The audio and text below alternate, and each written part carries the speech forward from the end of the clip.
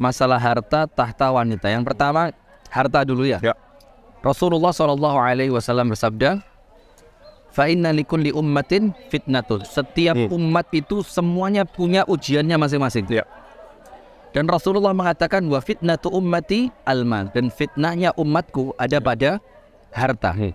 Nah, maka tentu nggak bisa kita bermain-main dengan harta. Kemudian mengatakan oh enggak apa-apa, seperti kisah yang kita tulis di Instagram laba. Yang penting kaya dulu, nanti setelah kaya jadi orang soleh. Padahal dia fitnah yang paling besar. Ternyata ketaatannya nggak kunjung datang. Tidak kunjung datang dalam keadaan harta itu sudah menjadi fitnah buat dia. Maka Rasulullah mengingatkan fitnah terbesar umatnya Nabi Muhammad adalah harta. Dan ini orang-orang ketika kita ngobrol soal fitnah harta itu langsung dilegitimasi, legitimasi ya. Itu sebagai kita katanya mempromosikan kemiskinan katanya. Kita memotivasi orang agar miskin. Nah ini kan salah besar, Ustaz. Nah, ini bagaimana pendapat Ustaz? Jadi orang kaya itu tidak mesti terfitnah dengan hartanya. Orang miskin pun belum tentu selamat dari fitnah harta. Orang miskin terfitnah dengan harta apa? Karena justru dia tidak punya harta mengemis. Karena tidak punya harta dia menjual harga diri. Karena tidak punya harta justru itu ujian fitnah. Berarti orang miskin pun belum tentu terbebas dari fitnah. Belum tentu selamat dari fitnah kebutuhan harta tadi. Nah maka yang pertama harta dulu ya. Yang kedua wanita. Rasulullah bersabda, ma taraktu ba'di fitnatan adarra 'ala rijal minan nisa. Setelah Rasulullah meninggal, Rasulullah mengatakan tidak ada fitnah terbesar yang aku tinggalkan untuk kalian mengalahkan fitnahnya perempuan.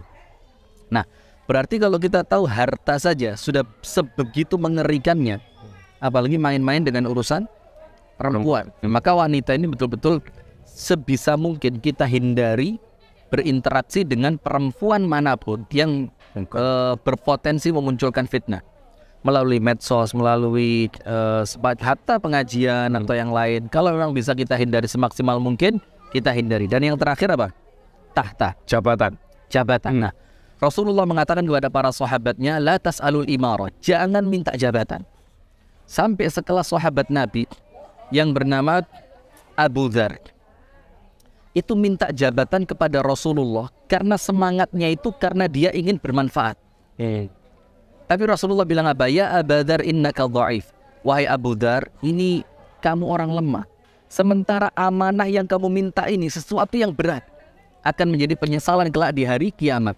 Kita bisa bayangin Abu Dzar di hadapan amanah, di hadapan jabatan. Rasul bilang Abu Dzar apa? Lemah. Apalagi sekelas kita. Abu ini ya.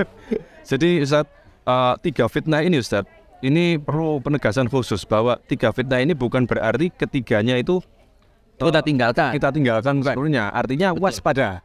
Kan seperti itu saja. Sehingga contoh begini. Ketika kita masuk hutan, kita diberitahu hati-hati, di dalam hutan banyak singa yang ganas.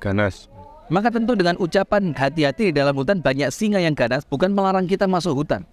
Tapi ketika kita masuk, kita di dalamnya akan lebih waspada. Sama seperti Rasulullah mengatakan, tempat terburuk di muka bumi apa? Pasar.